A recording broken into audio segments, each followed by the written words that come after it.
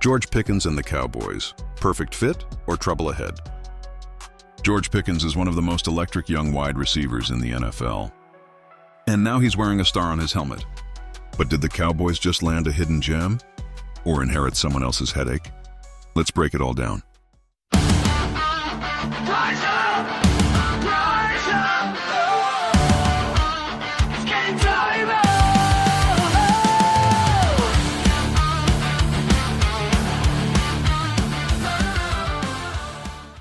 The college star who fell. Let's rewind to Georgia. George Pickens wasn't just good. He was a highlight reel waiting to happen. From day one, he made SEC defenders look like high school corners.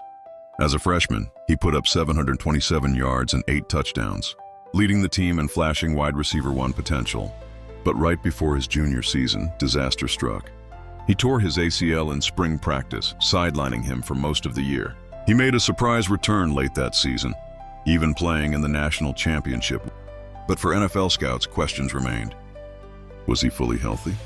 Was he mature enough to handle the league? And those weren't just whispers. Teams wondered about his focus, his effort in practice, and some character concerns. On talent alone, he was a top 20 pick. But on draft night, he slid to the second round, taken 52nd overall by the Steelers. It wasn't just about the knee. It was about trust. Would you build your locker room around him? Pittsburgh rolled the dice, but now just 2 years later, he's gone. And that says something.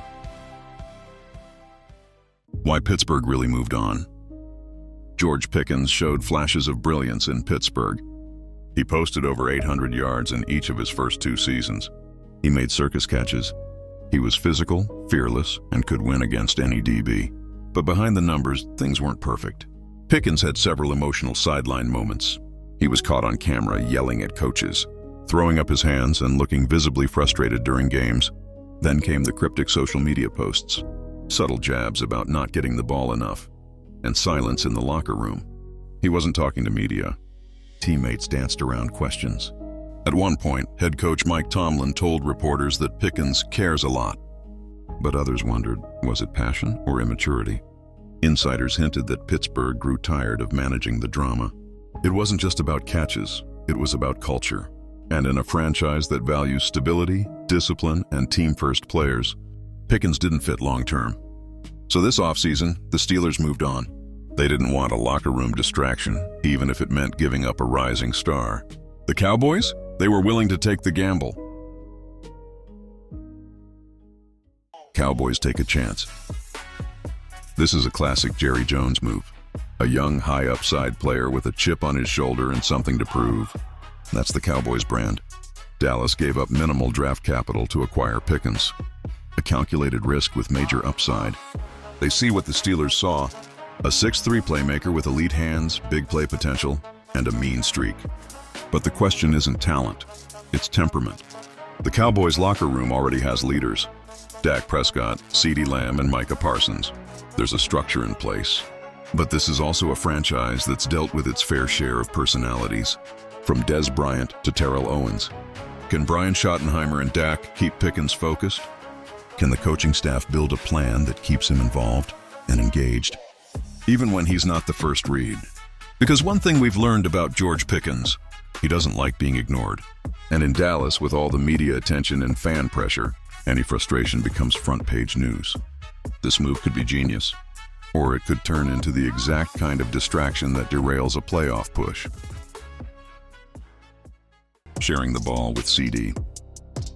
Let's talk about the football side. CeeDee Lamb is the alpha. Last season, 135 receptions, over 1,700 yards, and 12 touchdowns. He's that guy. So where does Pickens fit?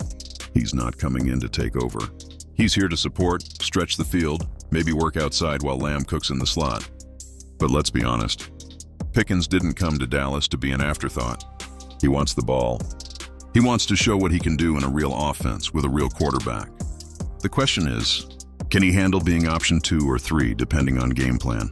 Because this offense also has Brandon Cooks, tight end Jake Ferguson, and a run game that's still trying to find balance. It's not just about getting open, it's about chemistry. Can Doc trust him? Will he run every route hard even when he's not the target? Can he be patient week after week if the ball's going elsewhere? If he can, this offense could be deadly. If he can't, it could be a weekly drama about targets, tweets, and tension. Boom or bust, contract year pressure. Here's the wild card. George Pickens is playing for a new contract. This is year 4, the final year of his rookie deal. And if he wants to get paid like a top-tier wideout, this is the year to prove it. But here's the catch. He's not going to get 10 targets a game in Dallas. Not with CeeDee there, and not in this offense. So how does that play out? Does Pickens put the team first, knowing wins help everyone's value? Or does he start pressing, demanding more touches, more attention, more spotlight? Because NFL teams are watching, other GMs, other coaches.